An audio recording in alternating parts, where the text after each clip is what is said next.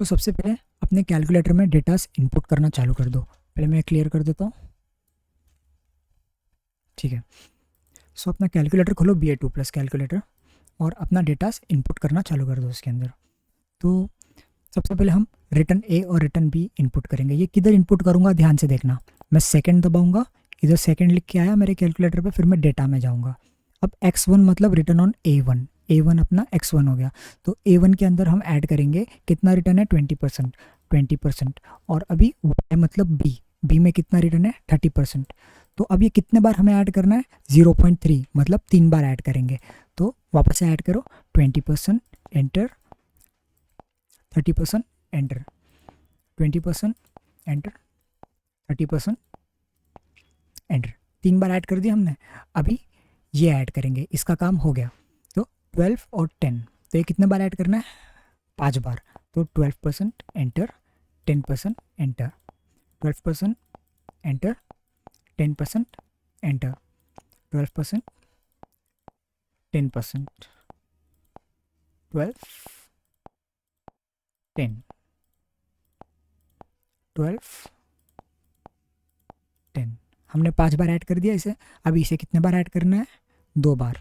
तो वापस जाएंगे हम, ये कितना परसेंट है, ए का 5% और बी का 0%। तो 5% एंटर, 0% एंटर, 5% एंटर, 0% एंटर। हमने सारा डेटा इसके अंदर ऐड कर दिया है। अभी हमें इसका कैलकुलेशन निकालना है। तो मैं वापस सेकंड दबाया, वो देखो इधर सेकंड लिख के आया, और अब मैं स्टैट्स में आया। अब आपका भी 1V दिखेगा, बट हमें एक चीज़ का नहीं देख रहे डेटा, 2 चीज़ का देख रहे। तो हमें लीनियर में जाना है। लीनियर में कैसे जाएंगे हम, सेकंड एंटर, और हम आ गए लीनियर में। अगर आपका नहीं आएगा तो आप सेकंड एंटर करते जाना जब तक आपको LIN नहीं दिखेगा यहाँ पे। जैसे आपको LIN दिखेगा, आप नीचे आओ, ये हमारा N है, मतलब नंबर ऑफ टाइम्स हमने ये डेटा ऐड किए, ठीक है। तो एक्चुअली ये 20 टाइम्स ऐड किए, बट हम लीनियर कर रहे हैं। मतलब 20 टाइम्स कैसे होता था, मैंने इसका एक ऐड किया, इसका एक ऐड किया, बट हम दोनों का साथ में देख रहे हैं ना, इसीलिए उसने 10 बताया यहाँ पे। अभी हम नीचे जाएंगे तो हमें expected return on stock A मिल गया। हमें कुछ कैलकुलेट ज़्यादा करना भी नहीं पड़ा, फॉर्मूलाज भी यूज़ नहीं करने पड़े, डायरेक्टली हमें मिल गया। अभी आप थोड़ा और नीचे जाएंगे तो आपको एक्स रिटर्न ऑन ए का आपको स्टैंडर्ड डिविएशन मिलेगा। तो मैं क्या कर रहा हूँ, इसको स्टोर कर दूंगा, ठीक है। अब नीचे जाऊँगे तो y का मेरे को मिल गया एक्सपेक्टेड रिटर्न, ठीक है। ये भी हमको कैलकुलेट करना था, हमने शॉर्टकट वैसे कैलकुलेट कर लिया।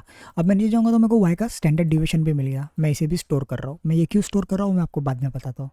अभी नीचे जाऊँगे A B ये R, ये अपना कोरिलेशन है। तो मैं क्या कर रहा हूँ, इसको भी स्टोर कर रहा हूँ। अब आपको याद आएगा, मैंने पिछले वीडियो में आपको एक फॉर्मूला बताया था कि covariance is equal to correlation into standard deviation of x into standard deviation of y। तो अगर आपको वो फॉर्मूला याद नहीं है तो हम वापस से इसे डिराइव कर देते हैं। तो ये फॉर्मूला बेसिकली हम पहले क्या करते थे, कोवेरियंस कैलकुलेट करते थे, राइट। वो कैसा होता था, कोरिलेशन, ठीक है, correlation into standard deviation of x into standard deviation of y। और सिमिलरली अगर अपने को कोरिलेशन कैलकुलेट करने का है तो हम क्या करते थे, कोवेरियंस ऑफ xy, है ना, standard deviation of x into standard deviation of y, ठीक है। बट इस टाइम हमने ये सब डेटा स्टोर किया तो हम ये वाला यूज़ कर रहे हैं। तो वापस आओ अपने कैलकुलेटर में, हमने तीनों डेटा स्टोर कर लिया 1 2 3 में। अब आप बैक जाएंगे, recollect 1 into recollect 2 into recollect 3 और इज इक्वल टू।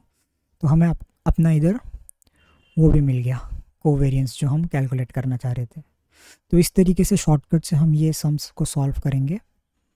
और अभी नेक्स्ट वीडियो में आपको मैं शॉर्टफॉल रिस्क और सेफ्टी फर्स्ट क्राइटेरिएशन के बारे में आपको बताऊंगा, ठीक है।